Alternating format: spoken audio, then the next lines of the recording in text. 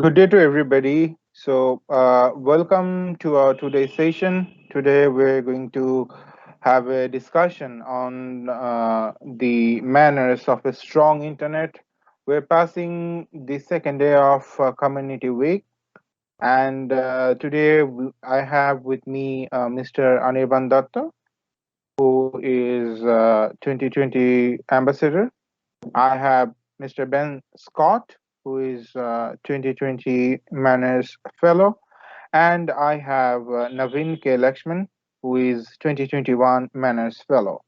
Guys, I will first go through a very short slide or presentation stating our this year's Manners Ambassador programs details, and then I will get back into the discussion and we'll discuss about the manners of a strong network. So, as you know, we are in the second day of this year's Community Week. So, in this year's Manners Ambassador and Fellowship programs, we have three ambassadors in the training ground, and we have six fellows. We have one ambassador in the research field with four fellows, and we have one in the policy with three fellows. As you can see that these are the fellows and ambassadors for training track. We usually meet once in a month and discuss what we have achieved so far and what we should do to achieve more, right? And then if you look at the achievement so far, we have around 1400 plus audience. We have covered Thailand, Indonesia, Bolivia, Philippines, Mexico, Bangladesh, India, Senegal, Somali, Nigeria, South Asia, Asia Pacific, Africa, Latin America, Arab state, REN, etc. geolocations. So far, we have covered 6 months, and we have put some resources in the Manners website as well, like Spanish content or video tutorials or step-by-step guides, etc., to make Manners more user-friendly to our community. You can find the resources if you go to manners.org/resources, how to videos. You can find detailed videos on how to deploy different kind of validator cache in your network, and you can also find the configuration platform of different vendors like Cisco, Arista, and Juniper. All the configurations and all the processes are given there, explained in short videos. And we have planned future activities like get attached into NOG events more significantly. And we have plans to do collaboration with local and global ISO chapters and conferences. And also we have planned to work hand in hand with different CDNs, IXPs, and ISPs, so that we can spread the idea or ideology or the concept of manners into network operators and CDNs and IXPs more significantly. And you can visit manners.org to learn more. And with that, I will conclude my short presentation. And now I will hand it over to Ben. So Ben, I think you have a presentation as well. That's correct. Please feel free to go forward with your presentation. Just confirm that it's ready to go. Hello, everybody. Nice to be here with my Manners colleagues, albeit virtually still. I'm going to go through some experiences as a Manners 2020 fellow. I was obviously part of the Manners Fellowship program. It was in the capacity of a research fellow, My day-to-day work involves researching internet insecurities. So internet security engineering is my research field. And a quick shout out to those who employ me day to day as well at the Security Research Institute at Edith Cowan University, where I conduct most of my research. And I'm also funded through a cybersecurity CRC in that regard as well. So most of my research involves what we consider in MANRS all the time, which is insecurities in the internet, often can be malicious and non-malicious, as well as we know. So my personal experience I'll touch on in this session, but it'll be a little bit of a quick background as to what we've done in MANRS, what we did as fellows, and myself, as I said, personally, some insights into my own personal experience as well. And I'd like to make probably these 3, if not a few more sub-points on my time as a MANRS fellow. I found it to be ultimately a very collaborative, productive process, one that delivered outcomes through the fellowship, and ultimately, as you'll see there in the last point, probably the primary point is the opportunity to contribute to a safer, more secure, pretty major piece of infrastructure. One of the more profound things that humans have invented in the internet, not without its problems, but the opportunity to contribute to improving the security of such infrastructure was something I really enjoyed being a part of. So for those of you in the audience who have seen this sort of background before, that's great, and I'm apologising if you've seen this before, if you're aware of this. If you haven't seen this before, what we consider in MANRS often is some inherent, inbuilt vulnerabilities in the internet.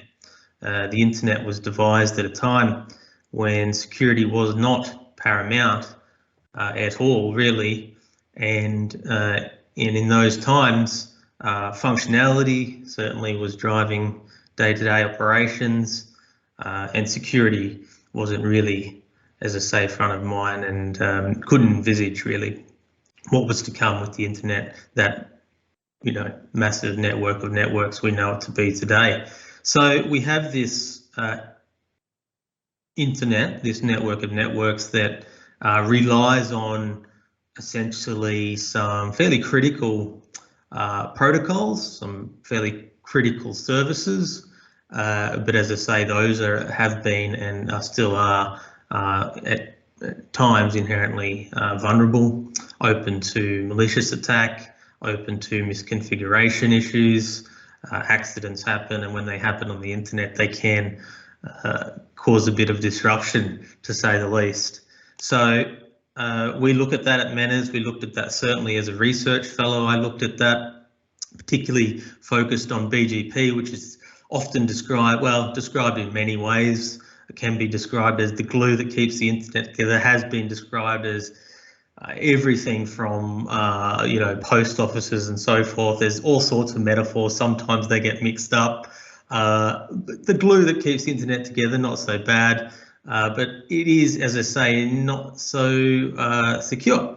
The sort of glue is coming apart, if we want to look at that as a metaphor, and that's because it was designed at a time when security wasn't paramount, wasn't front of mind, and we look at that every day and the challenges with that every day.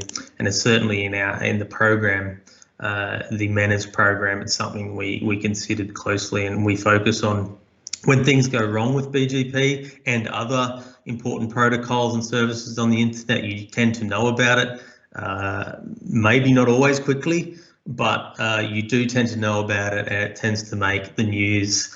And anyone who experienced downtimes of, well, let's say critical and not so critical services, let's consider Facebook down times, let's consider other services that people tend to expect when they wake up every single day and have. But perhaps one thing we don't always think about is our internet traffic. What way is our internet traffic going? How is it going to the intended recipient? Is it reaching the intended recipient? How does the intended recipient know it's coming from us and which way it's travelled? For those of you in the audience who aren't so familiar with these processes, I'm sure you've sent parcels to someone somewhere, perhaps on the other side of the world, a friend or a family member. It's akin to that process, if we want to look at it like that. How do you know your parcel gets to the recipient? How do you know which way, which path, which route it may travel? How does your recipient know it came from you? We can look at these challenges with BGP in a rather trivial, I guess, and crude way, but an adequate comparison. And when things go wrong, as I say, it becomes fairly obvious to most people that use the internet. So this is where menace comes in. It's where the program of menace comes in that there is really an established now list of best practices that the stakeholders that are involved with such matters can use and implement daily, and that's what we're sort of having a chat about today, and certainly what we focus in on in MANRS and the fellowship as well. Many of the major stakeholders, if you will, involved with the internet, and there's many of the major entities that you would be aware of, that you know exist every day, may not know exactly what they do. Many of them are partners here with the Internet Society and MANRS. Entities such as major cloud providers, Amazon, AWS, ISPs, tier 1 operators, you name it. These are now entities deploying some, if not all, of our MANRS measures we're talking about today and what we've considered in our fellowships. And what I personally got to do as a research fellow, and I'm sure my MANRS colleagues here will have a chat about this further soon, is to look at some of these aspects. And in my own personal experience, we looked at aspects, of course, of a technical nature, so origin validation and path validation, that is validating the origin of internet traffic, if you will, but also the way that internet traffic goes, the path, the route that it may take. How do we validate that? A lot of technical aspects to this, but what I want to speak about, albeit very briefly here, is more of an intersection of technology and governance and policy as well, because we also looked at what has been some recent progress with the United Nations work on cyber norms, responsible behaviour in cyberspace, and in fact how MANRS can help operationalise those significant outcomes out of the United Nations process. So that is something I think was quite valuable for me to be a part of, something that helped lead in conjunction with other my colleagues at MANRS, and publish some work on that, and some more work coming up. So when we look at measures involved with MANRS and how that process of MANRS and the measures involved with MANRS can help something like the United Nations cyber norms be operationalised, we're really categorising measures into these 4 categories, as we did. Routing, security policy and governance measures, RSPG measures, almost all MANRS measures fit into that category. We look at route origin validation, not just origin validation, because that's not enough to improve the security of internet and BGP. We need to look at path validation as well, as we did. We need to look at detecting when things are going wrong, whether malicious or non-malicious, and that is where a lot of the anomaly detection work comes in as well, and research that personally involved in every day as well.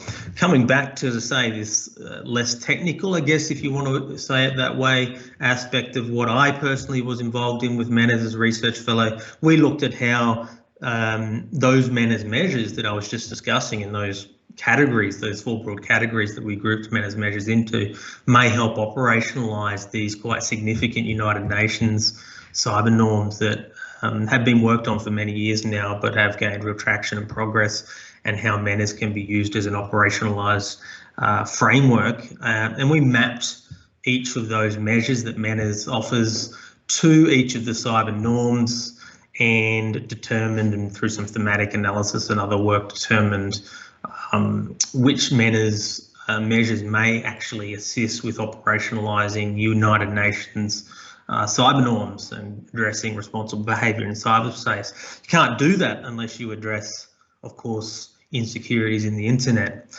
Don't have much of a chance of achieving that unless you operationalise and address insecurities in the internet, insecurities in BGP, and so forth. So that was the point of that project. One of the projects that I was involved in with the MANRS Fellowship, one of the findings was that not every norm could be entirely operationalised by a MANRS measure. There's more work to do in aspects, as you can see on the slide there, of path validation and anomaly detection, for example, but many measures are definitely assisting with cyber norms. Indeed, the majority of them can be operationalised by current MANRS measures, but without a doubt, let's be realistic, still quite a lot of work to do in this regard.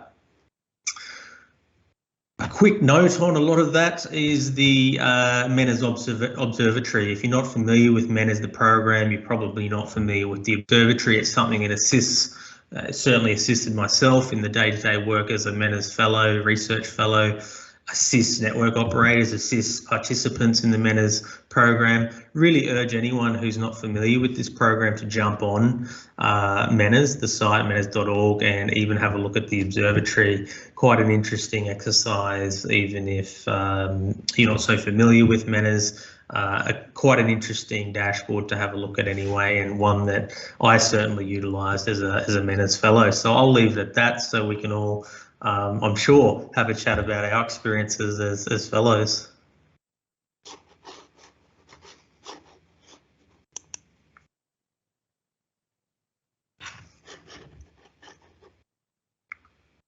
Thanks a lot, Ben. That was a very nice presentation. Regarding your presentation, I saw that there is a path validation there, right? You mentioned it in your presentation. That's so can right. you discuss something about how it should help an operator to use path validation and make its network more secure?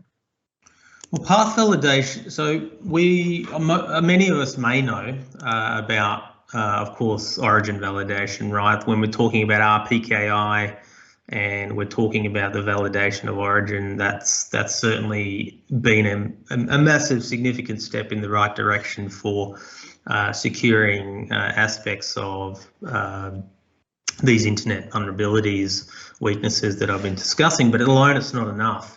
So to validate the origin of something, worthwhile pursuit, obviously, when we're talking about internet traffic, when we're talking about BGP, when we're talking about control planes and data planes, not to descend into the technical nature of this too much, but we must work out a way to as efficiently validate the path traffic takes as we do the origin, which RPKI has been quite effective at doing. We must seek to validate the path as well. And there are a number of measures that exist. There's state-of-the-art measures that exist currently out there.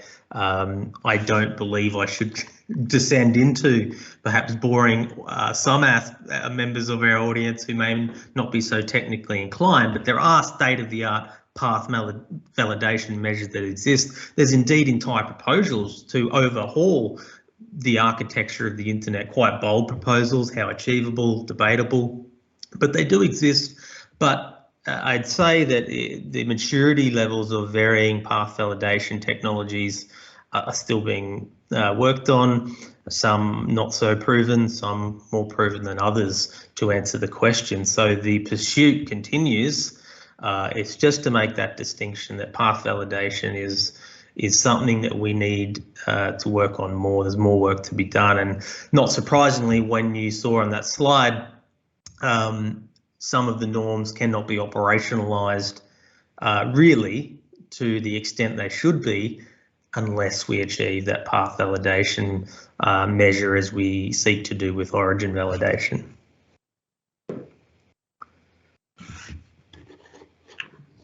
Cool.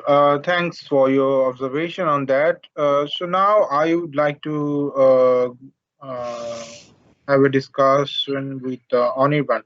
So Anirban, as you can see, the whole MANRS team is running the program of fellows and ambassadors to spread the knowledge or idea of manners into the operators or CDN operators or IXPs, right? And we're pursuing each and every technical team to make them understand the importance of manners and how they can secure their internet or their network with the implementation of manners. So in manners, there is validation and action point is there, but as you can see, Ben has discussed about path validation. So do you think it will be a challenge for MANRS team to make the operators understand the significance of this path validation into their network?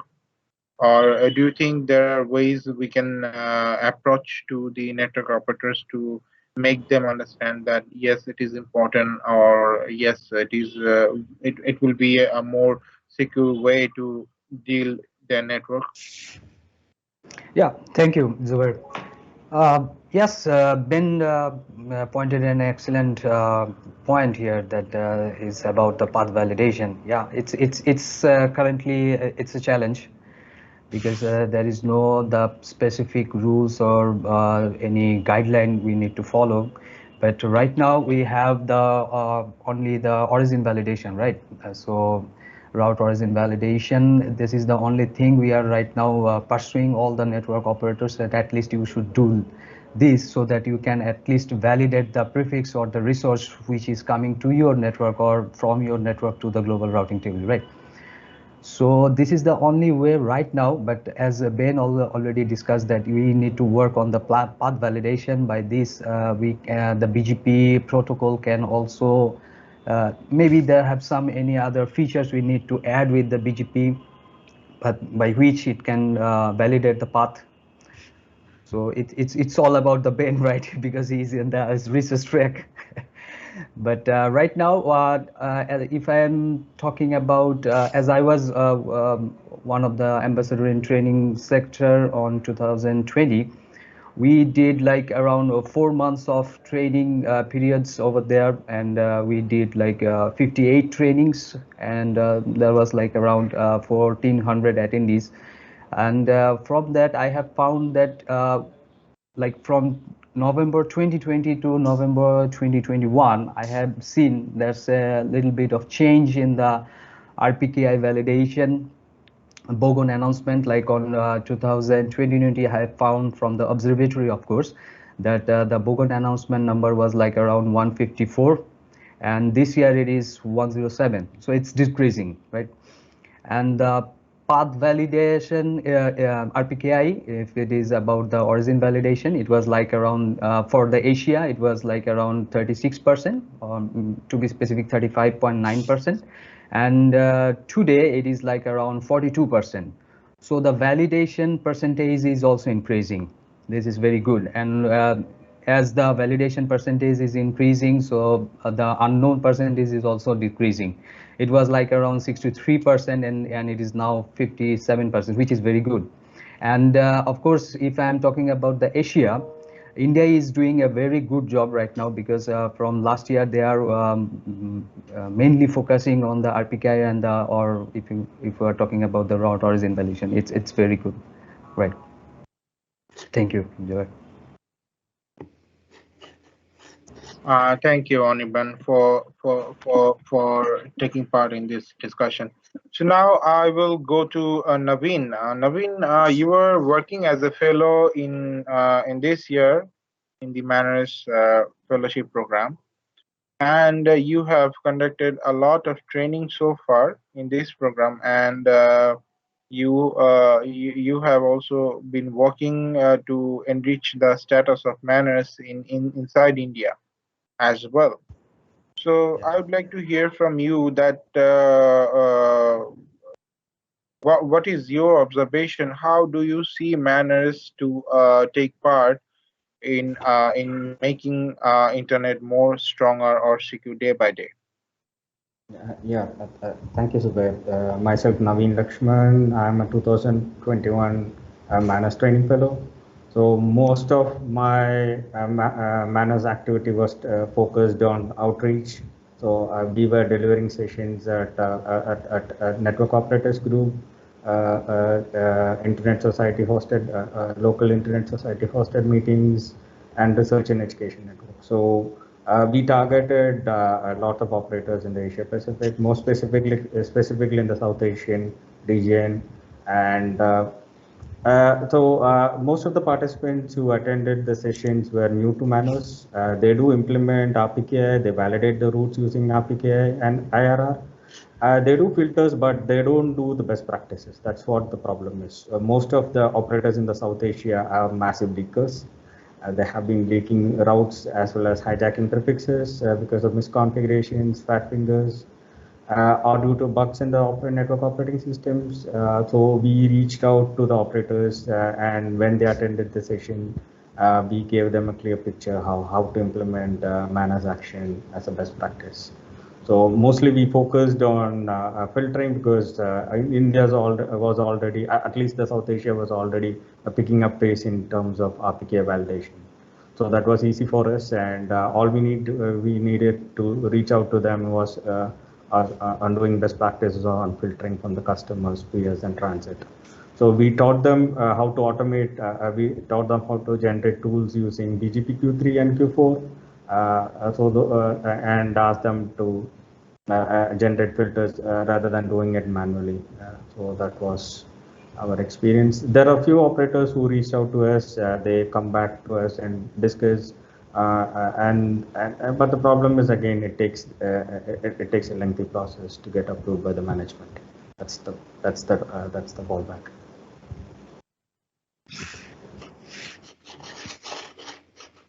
Thanks, Naveen. Ben, back to you. So, as Naveen said, that make the management understand about implementing manners into their network is always been a challenge in this South Asian region.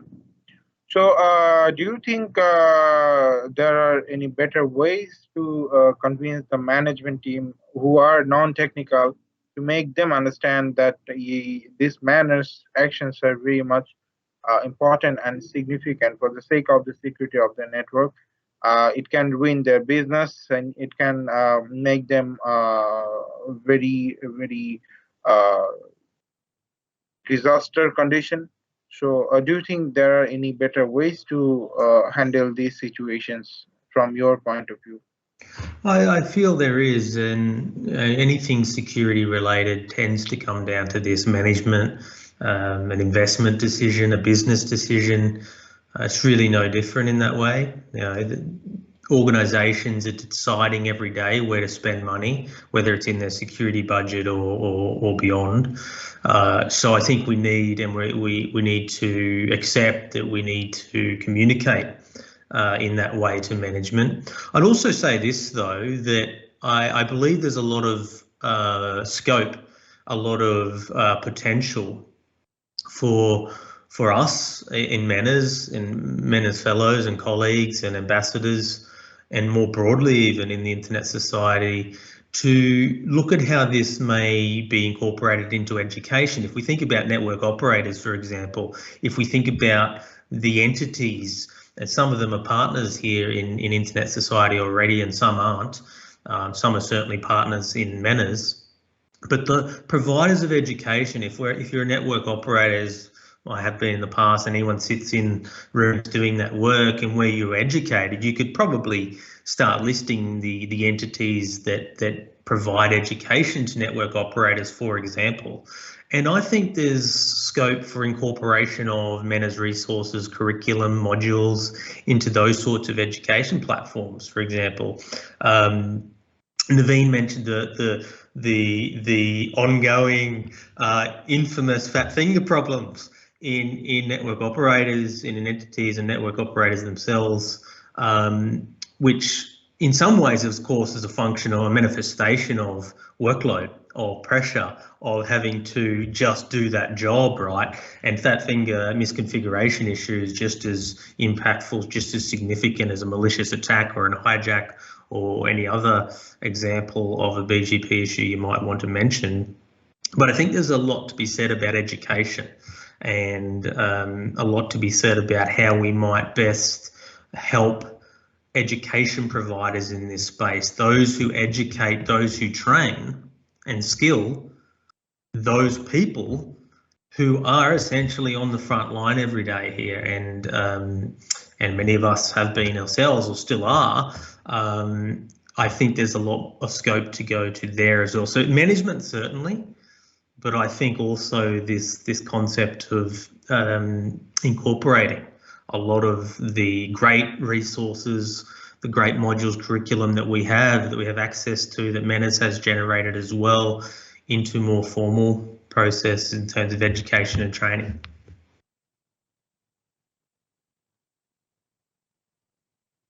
Thanks, Ben. Anirban, do you think that MANRS has recently introduced another program for vendors? So do you think that this vendors program is going to help the community to implement MANRS into their network, and how these MANRS program for vendors can come up to help the network operators or CDN operators or IXPs to implement MANRS into their network? Yeah. From the very beginning, MANRS have actions for network operators. Then they included IXP, and currently we have more like for the actions for the CDNs, and also right now currently working with the vendors. So the major challenges, if I'm talking about not only South Asia or Asia, but also some other regions also, that they cannot do the always what the measure, the focused word, the validation, they cannot do it in the very well-known device that is the vendor, that is the MikroTik, because they do not have that validation feature in their current OS, right? So they are working on it. So MANRS is working with them, all the vendors, so that if they have that such features in their devices, what the network operators on the IXPs are working, that will be very much helpful for the operators as well. That Naveen already told us the challenges for the management team, that they don't need to that much understandable to implement these actions in the network. If the vendors can easily, or the predefined actions are there in their devices, or if it will be very much user friendly for the operators or the engineers who are working 24/7, then it will be very much helpful for all the network operators and as well as for the CDNs operators, right? So I think currently the programs with vendors, it's on process, and also we are working with some major vendors as well. The Juniper, the Cisco, they are already working with us. So Nokia, NSNs, all the vendors, the major vendors in the world globally, they're working with us, and we are very much hopeful. I think we will get a very good output within a very short time. Thank you. Thanks, Anirban. So I got a few questions here. Ben, to you, the UN cyber norms have been well received around the world, particularly in international and geopolitical circles. How do you see the next step in using MANRS to help with that? Yeah, a lot of work gone in, many years of work to progress those UN cyber norms, and significant progress made. MANRS is positioned. MANRS represents an opportunity for operationalization of at least a majority of those cyber norms. As I said before, it's going to be quite difficult to achieve in a meaningful way those UN cyber norms for responsible behaviour in cyberspace. If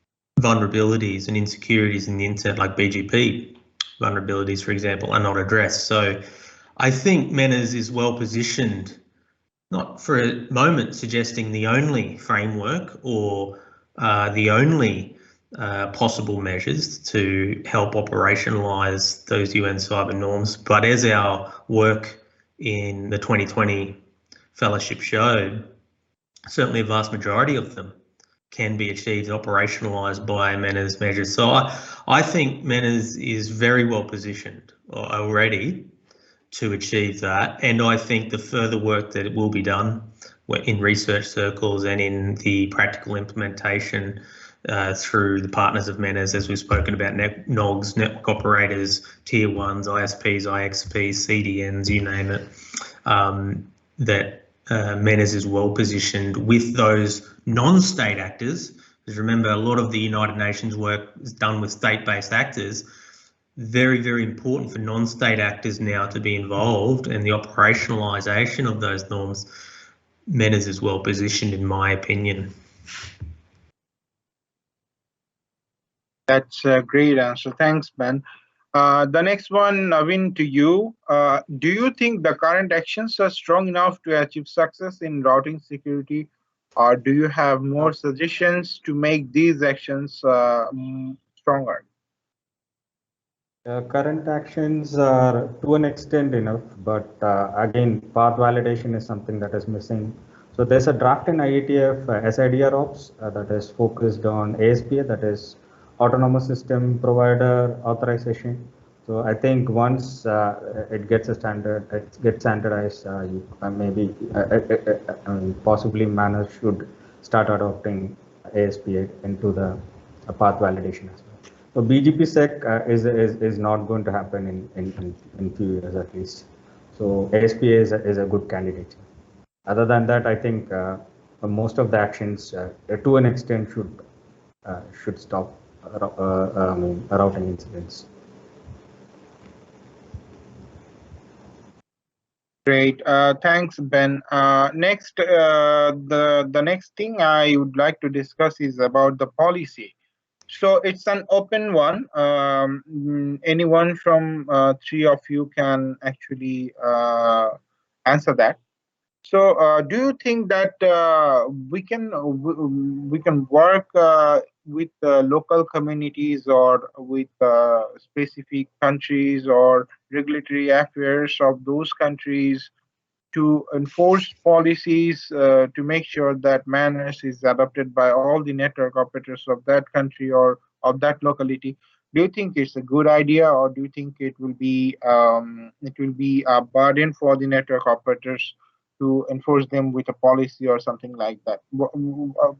I'd like to know observations from your perspective or your point of view on this. Ben, you can start. Okay, yeah, I certainly do believe that can be achieved. I think coming back to, I guess, what I was finishing on before, which was a comment about state-based actors prevalent in the UN process and the need for non-state actors to be involved in operationalization. And on the flip side, if you're going to have real progress with really any entity, and that includes network operators, it's going to require not just non-state actors, which is what we tend to deal with a lot at MANRS, and quite rightly, but there is a need for government. There is a need for some discussions from regulators to have, not, of course, at all proposing heavy-handed regulation in this space. What I'm saying is what assists a lot of the time, I've found personally, with progress in that way is the presence of both state and non-state actors in those discussions. So I think sometimes we tip the balance too much either way. I think sometimes the United Nations process, for example, is obviously dominated by state-based actors, but have the realization now is it requires non-state actors like MANRS participants, partners in MANRS to assist, to operationalize. On the flip side to that, I think sometimes we leave a lot of this at the feet, at the door of the non-state-based actors, the NOGs, the network operators, and so forth, when I think actually there's probably more of an input required from state-based actors there as well. So I think there's a little bit more of a balance to be struck there, and certainly in my personal experience, when that's balance is achieved, progress is made. And we heard just before about the progress made in areas of South Asia on RPKI. And I know from my own personal experience there, in my discussions in my fellowship with certain entities in India and other areas, South Asia, that both state government entities and non-state, obviously, participants and partners were really helpful and helped with progress on RPKI adoption. So I'd say a balance needs to be struck in engaging both those sides, really, on both those areas, both state and non-state, into the discussion early to make progress. Thanks, Ben. Naveen, we are into the last 4 minutes of this stream, so a quick answer from you. As Ben stated about making a balance among all the participants, like state or non-state participants, right? Like there are CDN operators, there are network operators, there are vendors, there are policymakers. So also there are management bodies who actually doesn't want to understand the significance of MANRS. So how do you think we can balance all these aspects with the help of MANRS training team? So what we do is, like, we mix audiences. We talk to the government agencies as well. But the problem is the lack of participation is what the problem is. Unless they come out and participate in sessions and open meetings or open discussions or attend webinars, it will be a little bit tough task for the MANRS community to penetrate into the regulatory. But I'm not very much a person who supports regulatory impositions on MANRS. They can have it as a recommendation. That would be the best option, rather than making it as a mandatory regulatory action. So maybe a suggestion, or it can be a recommendation for the operators, because we don't want, considering the internet community, there is nothing like we don't want something to be enforced, right? So it can be an optional. That is my take on this. Yeah, I mean, absolutely right. The force enforcement of any kind is not actually be welcomed by anybody. So we can pursue the technical teams, we can train them, we can spread the knowledge, and we can make them understand. We can make the examples visible to them. And in this way, I guess that would be a better way to approach the network operators or the entities to implement MANRS into their network. So we're into the last minute of this stream. Anirban, last one, need a very quick answer. What do you think the MANRS of secure internet should be? In just 2 lines. Follow all the pillars of MANRS. You should follow all the pillars of MANRS, and I hope we can cover at least the 99% problem of your network, the basic problems which we are creating nowadays for the global table. Every day we are doing route leaks, every day we are doing prefix hijacking. So all these stuffs will be mitigated if you just follow all the pillars of MANRS. Thanks a lot, Anirban. Very nice answer. As Anirban said, on a closing note, I would like to request all the network operators to join MANRS and adopt all the actions. Thank you, everybody. Take care. Have a good day. Looking forward to next community week in future. Bye. Thank you. Thank you. Bye-bye. Thank you.